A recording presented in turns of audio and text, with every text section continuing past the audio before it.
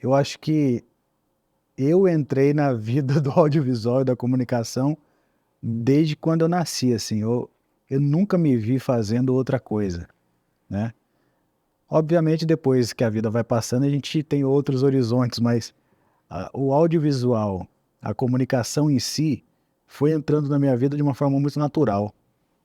Ela foi, me conquistando muito rapidamente, e eu não me via fazendo outra coisa, e assim eu me apaixonei, né, e quando se tem uma paixão envolvida, você fica cego, né, você não vê outros horizontes, então o audiovisual e a comunicação entrou de uma forma avassaladora, assim, na minha vida desde sempre. Seu novo empreendimento, vem de uma das paixões da sua vida, que é o queijo. Além da relação profissional que é o programa com o audiovisual e toda a sua ligação com esse campo das artes, essa ligação com os queijos é oriunda da naturalidade que ele tem na ruralidade, e isso é uma coisa vasta aqui no Vale do Paraíba, a ruralidade? Ô Rafa, o queijo, eu acho que vem de uma memória afetiva que eu tenho, do meu tio-avô produzindo queijo. Então eu ali muito pequeno, via ele, vendendo leite de porta em porta, em Lorena. Ele era conhecido como João do Leite, né. Então ele ia de casa em casa numa bicicletinha, com o latão de leite, enchendo os latões das casas, e com o leite que sobrava ele fazia queijo frescal, o queijo Minas frescal, para vender. E eu não sei de que maneira isso me pegou numa memória afetiva, e eu sempre tive uma ligação de curiosidade com os produtos artesanais, com alimento artesanal. Charcutaria, queijo, a gastronomia de forma em geral, eu sempre gostei muito de gastronomia. Eu acho que eu devo isso também ali à minha participação, parte da minha vida, eu frequentei o movimento escoteiro. E o movimento escoteiro tem muito isso do manual, do artesanal, né, do se virar com o que tem. Então acho que juntando tudo isso, o queijo se tornou uma paixão. Primeiro por curiosidade, primeiro por gostar de só consumi-lo e curiosidade de entender o que que era aquilo que eu estava comendo. E depois virou algo profissional, né, e uma paixão ainda mais forte, porque depois que a gente entende do que acontece ali por trás do queijo, a memória afetiva fica desse tamaninho, perto da complexidade que ele tem, né. O audiovisual, a comunicação, o cinema, são todas linguagens artísticas, e a pergunta que fica é: um queijeiro, ele é um artista? Sem dúvida nenhuma. O queijeiro artesanal, ele além de ser um artista, ele tem que ter uma sensibilidade muito grande, muito grande.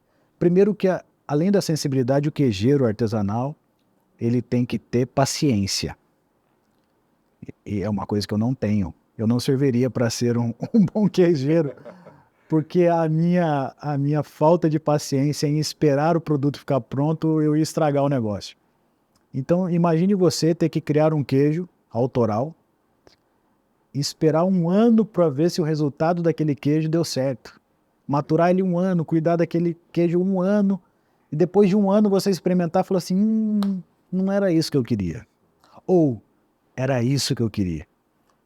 E isso é arte, né, cara? Isso você fazer um processo de cuidar da vaca, cuidar do pasto, porque o queijo começa no pasto. Então você cuida do pasto, cuida da vaca, tira aquele leite, pega aquele leite e transforma com mais 3, 4 ingredientes em vários queijos. Não é só um. Pense você que com leite, coalho, sal e fermento você faz inúmeros queijos diferentes. Isso é o quê, cara? É arte, é mágica, é uma mistura disso tudo, então um queijeiro ele é um artista, cara, sem dúvida nenhuma. Os bons queijos, eles ainda estão distante do consumo popular, da disponibilidade, em série, né? Além do fator financeiro, existem alguns outros fatores que levam essa cultura popular, que é fazer o queijo, que é uma sabedoria rural, de família. existe algum outro fator dessa inacessibilidade dos grandes queijos, das grandes receitas ainda em cunho popular? Cara, eu não acredito que ele seja inacessível. Eu acho que falta o conhecimento do público sobre esses queijos. Saber da existência deles. Porque acessível eles são. Não são produtos baratos, se você comparar com produtos industrializados, né? Existe uma outra história, um outro meio de produção. A produção é muito pequenininha. A maioria é produção familiar. Não dá para comparar, entende? Eu costumo dizer sempre assim, o queijo artesanal é caro comparado ao quê? Se você comparar com a mussarela do supermercado industrial, vai ser mais caro. Só que é um produto que vale cada centavo dele. Porque ele está carregado de história, está carregado numa produção em pequeníssima escala, está carregado de trabalho, suor, sangue e lágrima. Porque a legislação brasileira ainda maltrata muito o pequeno produtor. Muito. Mediante isso, eu não vejo que é um queijo inacessível. Eu vejo que o público falta conhecimento para o público desses queijos, da existência desses queijos. Hoje, com a série, a gente consegue mostrar isso. Olha, existem queijos maravilhosos, feitos aqui do nosso lado ou do seu lado aí, que você não conhecia. Experimente para ver, né? Então, eu acho que a falta de acesso a esses queijos está na falta de conhecimento do público, que isso está mudando. A curva do queijo artesanal tem mudado, as pessoas têm conhecido mais, procurado mais produtos com história, produtos carregados de qualidade, né? Então, isso está mudando. Mas quem fala que não consegue acessar um queijo artesanal é por falta apenas, eu acho que, de conhecimento. A gente está falando aqui de realizações, né? Sonhos e realizações. Do que você tem medo, Dudu? Do que eu tenho medo é de não ter sonhos, cara. Eu tenho medo de não ter sonhos. Eu sou um cara que sonha muito, bicho. Eu sonho muito, assim, eu fico... minha cabeça não para, eu fico assustado às vezes com a velocidade que a minha cabeça trabalha. Então eu tenho medo de não ter sonhos. Eu tenho medo de chegar e falar assim, cara, realizei tudo que eu queria. Não, eu quero ficar inconstante na realização em busca de novos sonhos, né? É o que move, claro. É o que move. E eu sou movido a sonhos, eu sou movido a novos projetos, eu sou movido qual que é o próximo passo, né? Sim. Dentro da sua trajetória, na comunicação principalmente, você carregou sempre a linguagem do humor, bastante, sempre, né? O que te faz chorar, Dudu? Muita coisa me faz chorar, eu sou muito chorão. Muita coisa me faz chorar, cara. Eu choro vendo comercial de televisão, velho. Né? Louco isso. E muita gente tem isso como vergonha, né? Ah, não vou chorar na frente dos outros. Eu me emociono muito fácil. Então, muita coisa me faz chorar. Não tem uma coisa muito específica, não. É fácil me fazer chorar. Sim. Né? Mas a primeira coisa que me faz chorar, com certeza, são as faturas do cartão de crédito todo mês. Isso me faz chorar, assim, de muita facilidade. Quando eu vejo aquele documento chegando pelo correio, já desce uma lágrima em câmera lenta, eu falo assim, mais uma vez. Né?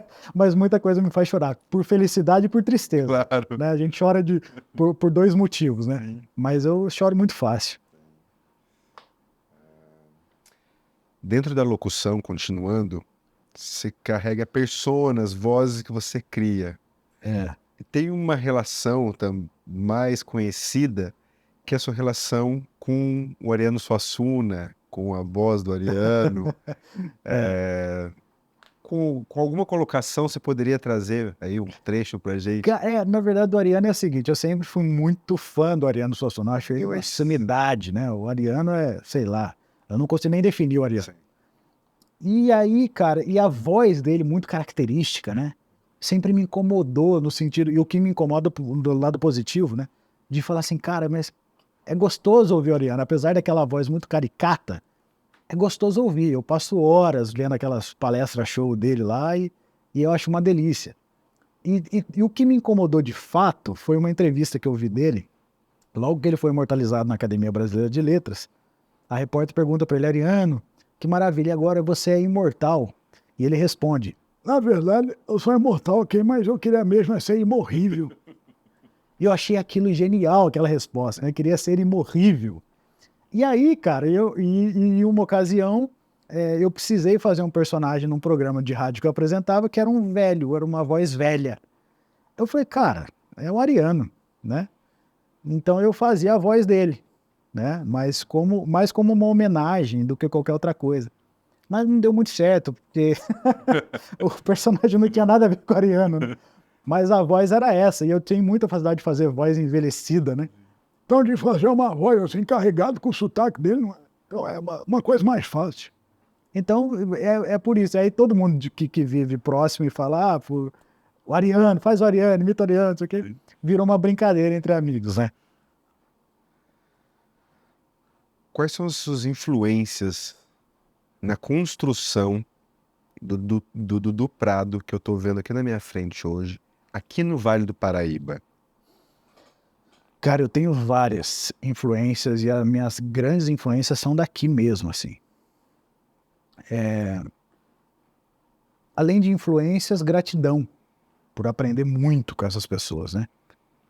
Mazinho, Odemar Teles, foi, eu acho que o primeiro contato que eu tive com um locutor, com uma voz que eu me apaixonasse, que eu ouvisse e falasse assim, quem que é esse cara? E logo eu fui descobrir, por coincidência, que quando eu fui fazer um curso no Senac de locução, no comecinho da minha trajetória profissional, ele era o professor. E eu não sabia. Só fui descobrir que ele era a pessoa que eu ouvia depois que eu já estava lá. Aí eu fiquei mais encantado ainda. Bruno Pellegrini, de Cruzeiro, nós fizemos esse curso juntos. E eu olhava o Bruno com uma admiração e um talento gigantesco do que ele fazia também de imitação, de vozes, de colocação de personagens. Então essas pessoas foram me moldando, né? O saudoso Zé Henrique fazia jingles, né? Eu acompanhava aquilo e falei assim, Zé, como é que você faz isso, cara? A música na veia, para fazer letra era 5 minutos. E hoje eu também faço jingle, né? Então essas pessoas me inspiraram muito. Eu tive a sorte de acompanhar excelentes profissionais daqui. E depois, quando eu saí daqui, eu vi que a galera que está lá fora é 90% do interior, né? Então a gente tem essa mania de, mas os caras de São Paulo... Pera lá, os caras de São Paulo são daqui, cara. Saíram daqui, né? Um dos grandes caras de rádio do Brasil, o Vaguinho, São José dos Campos, cara. Né? Hoje é diretor da Metropolitana, primeiro lugar no público jovem, audiência. Uma voz conhecidíssima, um dos caras que a galera mais tenta imitar. São José, né? Aí você vai ver Davi Roque, cara. O cara fez voz padrão da Rede Globo, fez voz padrão hoje é voz padrão da Record, Jovem Pan, São José dos Campos. Então você tem uma galera do Vale, né? Aí se você for mais longe, Hebe Camargo, Cid Moreira. Essa galera é da onde, cara? Né? Então, muita gente me inspirou. Próximo, Mazinho, Bruno Pellegrini, Zé Henrique, essa galera. E a distância, Hebe Camargo, Cid Moreira, eu acho a Hebe, assim, é a rainha da televisão, não é à toa, né? Então, do Vale, são essas pessoas e eu tenho muito orgulho disso. Porque eu acho que o Vale me adotou, né? Eu não nasci no Vale. Eu nasci no Paraná. Mas eu vim com meses, cara, pra Lorena e aqui fiquei. Então eu sou do Paraná ou eu sou do Vale? Eu tenho essa dúvida, né? De onde você é? Depende. Onde eu nasci no Paraná. Eu sou do Vale, porque o Vale me adotou. Então o Vale foi muito importante na construção dessa minha vida profissional, sem dúvida nenhuma. Você se sente caipira, Dudu? E se sim, o que é ser caipira, do Prado? Quando eu era criança pequena em Barbacena, cara, é óbvio que eu me sinto caipira, tá engraçado isso. Porque eu tenho um sotaque mais carregado aqui, né, na conversa, no dia a dia eu percebo umas coisas, eu falo, cara, essa porta, esse porteiro, esse portão, passou um pouquinho do limite. Porque na comunicação você tem que ter um sotaque neutro, né? Na locução, na apresentação, você tem que ser neutro. E às vezes essa naturalidade não vem, porque o porta, porteira, portão tá aqui, né? Tá correndo aqui. Então eu sinto caipira total, cara. E eu gosto muito dessa cultura caipira, da comida caipira, sabe? Pé no chão, pé na terra, cheiro de bosta de vaca, cheiro de leite, conversar. Eu acho que as melhores conversas que eu tive foi com os caipiras. Caipira lá da roça, que é dito como caipira, mas caipira somos nós todos, né? Mas você vai ver com o cara lá da roça, lá, cara, que não teve estudo nenhum, mas tem uma sabedoria incrível que te ensina lições maravilhosas. Tem um caso muito interessante que a gente foi gravar numa fazenda, e quando você compra atacado, existe aquela coisa assim, ó, existe um pedido mínimo para ser feito. Sim. Porque senão não dá para fazer preço de atacado, é preço de varejo. E quando eu fui perguntar para o produtor assim, qual que é o pedido mínimo para atacado? E a resposta foi maravilhosa. Olha, menos que um eu não posso vender para você. Cara, isso é genialidade, Sim. né? Menos que um eu não posso vender para você. Eu falei, tá certo, é verdade. Então o pedido mínimo é um. Então isso para mim é o caipira, cara. Isso para mim é uma sabedoria que vem do caipira e só o caipira tem. Do que você sente saudade, Dudu? Ai, cara. Não sei te dizer que eu sinto saudade. Eu acho que eu não sinto. É difícil eu sentir saudade, assim, cara, porque a saudade vai sendo alimentada, né? Por alguma coisa, né? E eu não costumo alimentar minha saudade. E se eu percebo que eu vou perder as pessoas que eu amo, eu me afasto. Para não ter saudade. Então, eu procuro não alimentar minha saudade. Eu procuro não deixar ela crescer. Então, se, por exemplo, a minha avó, que morreu e eu tenho saudade, eu tenho ela aqui, a todo momento, para não ter saudade, entende? Então, a saudade é um sentimento que eu não procuro alimentar muito, não. Porque, na minha visão, a saudade judia um pouco das pessoas, né?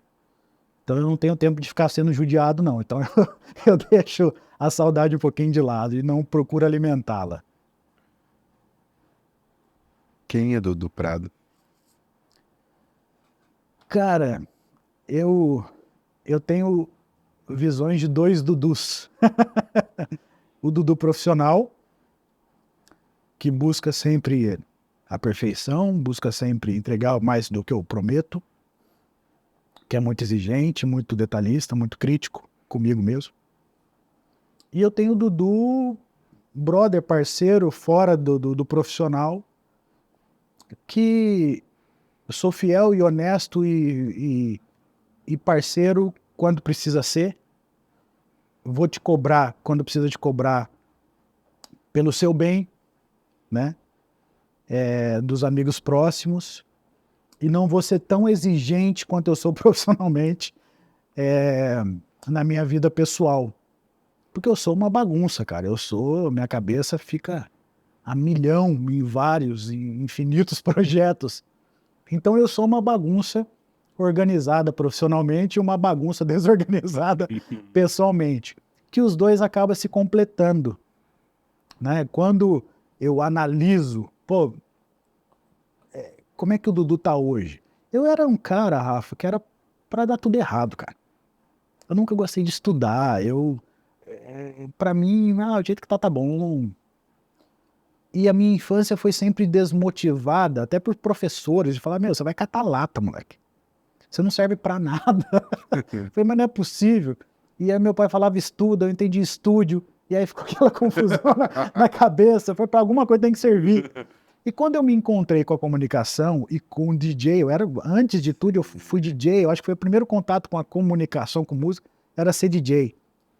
Foi uma válvula de escape para entender ali o que eu poderia fazer. Obviamente que eu queria ser várias coisas, mas não ia dar certo para nada delas, né? Imagina, eu queria ser padre. Não ia funcionar. Eu queria depois ser professor de educação física. O meu físico já diz muita coisa sobre isso. Mas aí eu fui atleta, treinei muito, competi karatê a vida inteira e tal. Aí desenvolvi o lado de atleta, de competição, que era delicioso. Mas profissionalmente, quando eu enxergo a comunicação, uma possibilidade de ser alguém e mudar a opinião daquelas pessoas que tinham que assim, ó, você não vai ser nada, eu entrei de cabeça. Apaixonado. Não foi por oportunidade, foi por paixão. Eu olhei aquilo e falei assim, cara, eu acho que isso aqui é o que eu tenho uma possibilidade aqui. Eu posso acordar tarde, gostava de acordar tarde, odiava acordar cedo. Pô, trabalhar em rádio, pô, preciso entrar 2 da tarde? Pô, pode dormir até meio-dia. Tava estudando à noite, né, já cedo, cara, moleque, eu já preferia assim, pra você ter uma ideia, eu saí do colegial comum e fui pro supletivo, com 17 anos, por 2 motivos. Um, para eu trabalhar, porque eu já trabalhava em rádio, e o outro porque era assim, eu vou estudar menos e eu vou terminar antes que a galera, tô dentro. Porque eu fugia de escola, porque a escola para mim sempre foi muito chata, maçante. Sim. De sentar numa sala e ouvir um cara falar com coisas que eu não estava nem aí para aquilo. Eu queria ouvir coisas que me interessavam. Eu sou um crítico do sistema educacional atual, que não é nada atual, né? Então eu sou crítico, eu acho que a educação tinha que ser outra. Então, cara, quando eu vejo tudo isso, eu vou construindo esses 2 Dudus, entende? O Dudu profissional, mas o Dudu pessoal, que são diferentes, mas que se completam. Mas eu não consigo definir com 5, 6 palavras quem é o Dudu.